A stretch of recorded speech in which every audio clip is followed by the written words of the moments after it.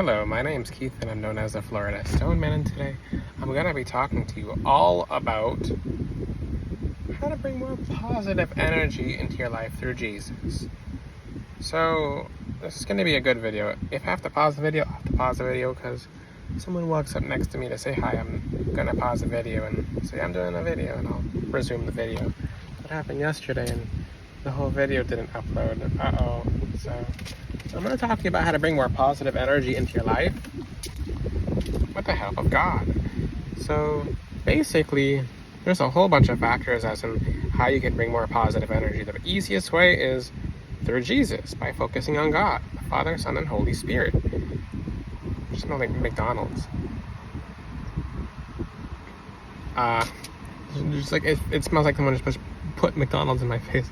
I'll just ignore the smell if you guys can smell it too. But basically, with welcoming a more positive energy, you have to realize you have to cut some things off or some people off. And in this world, some people will really, really hurt your energy, and you'll never know it. Like, there are some people who will just harm your energy, and it can go on for years. I'm going to talk to you about parasites. Basically, we have parasites in foods, such as if you eat lots of sushi, they can live in your body for a long time and never leave, but they take all the nutrients. And when you go to bed, then you fall asleep and the parasites are doing well. Like, they are full. If you ever see a parasite under a microscope who has been feeding off of you, they're full of energy, full of your food, full of your nutrients, and then you feel hungry after you did eat. So you ask yourself, why did I eat, but I still have to eat more? I'm going to tell you right now, the best way to ever lose weight is to do a parasite cleanse, I promise. All those love handles will just fall off, most of you. Because people have these mystery love handles. You can have the best body in the world, but then these mystery love handles, it's usually parasites. Because that's where the fat reserves are. I can't talk about that because I'm not a medical doctor, but basically, what God will do is he'll force you to stop eating whatever causes you to have parasites. So he'll make it taste worse, he'll make it taste bad, he'll make you have a bad experience with whatever you eat, and then God will viciously cut you off because you would not be able to do that by yourself. Now, the same thing applies in life. Sometimes you have people around you that are pure parasites. You can live with one bad family member, and you don't know how much they're hurting you, but years will go by until you move out, or until you find your own place, and that's when you start doing well, and you're like, what the, how is this even a thing? Like, I'm doing this well, versus some people have nice family members, so those are good, those are not parasites, those are not bad. So not all family members can be parasites, or not all friends can be parasites, but there are some that are just thriving off your energy.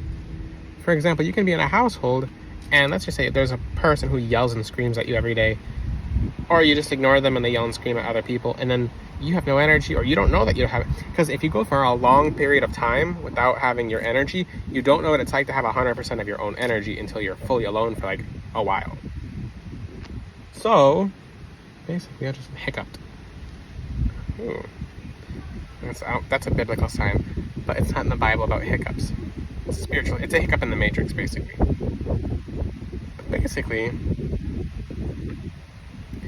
the easiest way to have more positive energy into your life is by asking God to remove those around you who are hurting you without you knowing it. Because you can have people who take all your nutrients. So if you're wondering, like, why are things backed up? What's going on? What did I say about parasites? They can literally thrive. They get nutrients. They do well.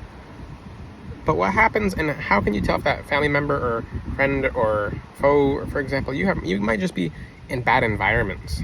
How can you tell if that was a parasite? Divination of this is asking God to show you.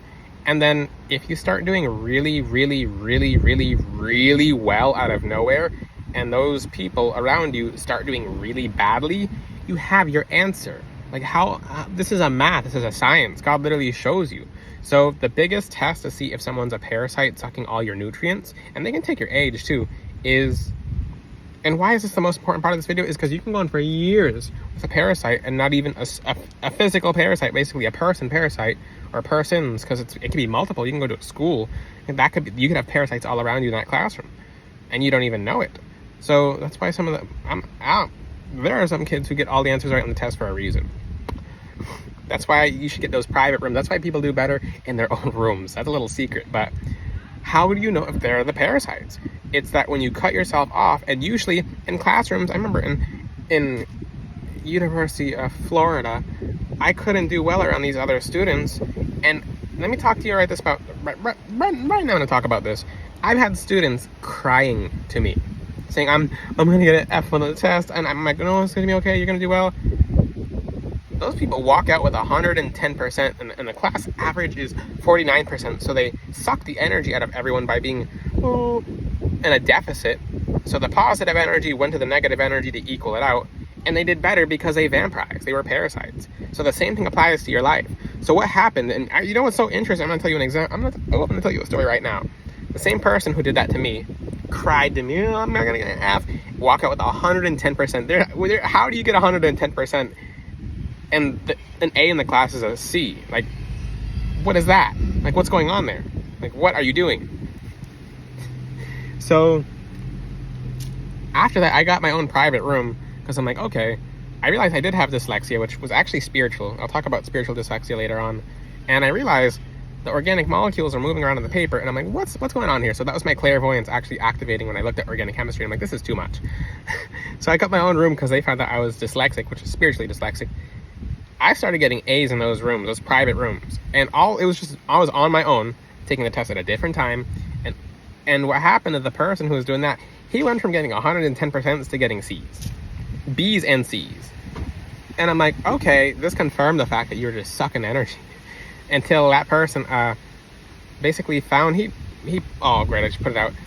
This guy, the best student in the class, he noticed he subconsciously noticed that his score was going down, so he started pulling the crying stuff. He started just crying, oh, I'm gonna get an F in the next test, and then he started getting A's again after he leached on the other people who were doing well. And I'm like, okay, I learned a lot here. I'm like, thank you. So same thing will apply.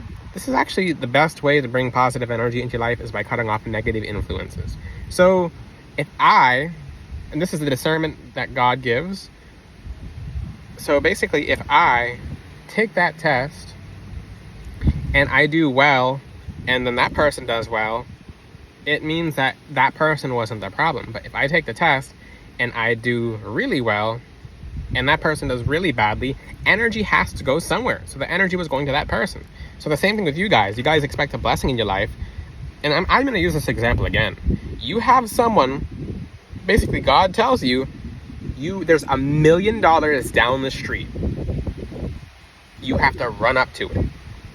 And $1 million is not a lot of money. To God, anything, it's easy for you guys. It's just the mind. You say, okay. Now he says, let's just say God tells you to run up to it. Run. But you have someone holding your arm. Have you ever tried to run away when someone holds your arm? Let alone if they're tied to your arm? Some people are more than tied to you guys. So the easiest way to welcome in positive energy into your life is by cutting people off. Or asking God to do it. And sometimes he'll do it in a very, very ugly manner. But it's not ugly. It's actually the only way he could do it. So I can use different examples from... Great. I have to write down Bible stories. I don't know why the wind is full of pineapple juice now. It's from McDonald's, now it's pineapple juice. Pineapple's prosperity, so maybe there is millions of dollars down the street for someone. So, and I'm speaking that over all of you. Basically, ask God to cut negative influences off to resume your blessings. Because sometimes, and this is the thing, this is how the law works, actual law works. And I've known people in high school who had this problem. I've known actually groups of people in high school from this. You can be around one bad influence. And you don't know they're bad. Like, they have a side they don't show you. Ever.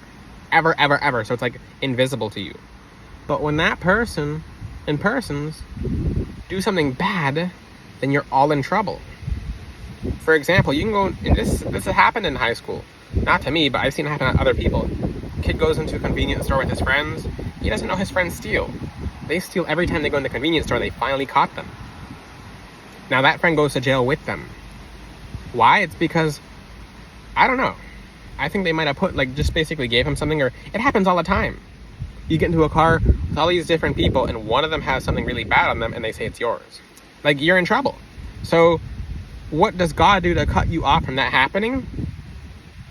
He can basically cause something really crazy to happen, or for that, just, he'll make it so you really don't want to communicate with that person. Like, let's just say that person, they throw something in the trash can and it hits you in the head. And now you don't want to talk to them. You don't want to be around them. Let's just say, but if you were going to get in the car with that person, you go to jail, so God just saved you from jail, but you still got hit in the head. Isn't it funny how the world works? Isn't it funny how God works? If you have any questions, ask them in the comments section. Till then, I'll see you guys next time. God bless all of you. Ciao.